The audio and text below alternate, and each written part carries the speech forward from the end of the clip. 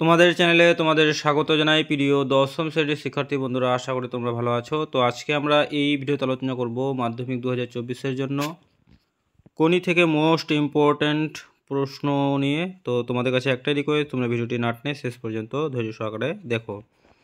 তো কোনি থেকে most important প্রশ্ন তোমরা যেগুলো পড়বে তার মধ্যে 1 নম্বর হলো মেডেল তুচ্ছ ব্যাপার, কিন্তু একটা দেশ বা জাতির কাছে মেডেলের দাম অনেক। প্রসঙ্গ উল্লেখ করে মন্তব্যটির কারণ স্পষ্ট করো। মোস্ট ইম্পর্ট্যান্ট প্রশ্ন। তারপরে কোনি ও ক্ষিতীশ একে অপরের পরিপূরক, আলোচনা করো। ক্ষিতীশ সিংহ কোনিকে সাঁতারে চ্যাম্পিয়ন করার জন্য যে কঠোর অনুশীলনের ব্যবস্থা করেছিলেন তার পরিচয় দাও। তো এই 3টি প্রশ্নের মধ্যে আশা করি তোমরা 2টি অবশ্যই কমন পেতে পারো। এছাড়াও তোমরা আরও মোস্ট ইম্পর্ট্যান্ট যে প্রশ্নগুলো অবশ্যই প্র্যাকটিস করে যাবে। তার মধ্যে দেখো, কোনি উপন্যাসে কোনি অথবা বিষ্ণুধর চরিত্রটি আলোচনা করো। এছাড়াও এর সঙ্গে তোমরা ক্ষিতীশের চরিত্রটাও দেখে রাখবে। তাহলে কোনির চরিত্র, ক্ষিতীশের চরিত্র আর বিষ্ণুধরের চরিত্র।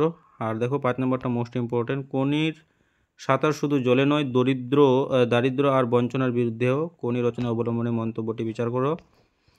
তারপরে দেখো 6 নম্বর প্রশ্ন, জুপিটার ক্লাবে ক্ষিতীশের বিরুদ্ধে আনা অভিযোগগুলি কী ছিল? এগুলির উত্তরে ক্ষিতীশের বক্তব্য কী ছিল? তো প্রিয় শিক্ষার্থী বন্ধুরা, তো এই 6টি প্রশ্নের মধ্যে তোমরা অবশ্যই কিন্তু 2টি কমন পাবে, এইটুকু গ্যারান্টি থাকলো। তো প্রিয় শিক্ষার্থী বন্ধুরা, ভিডিওটি ছিল এই পর্যন্তই। ধন্যবাদ।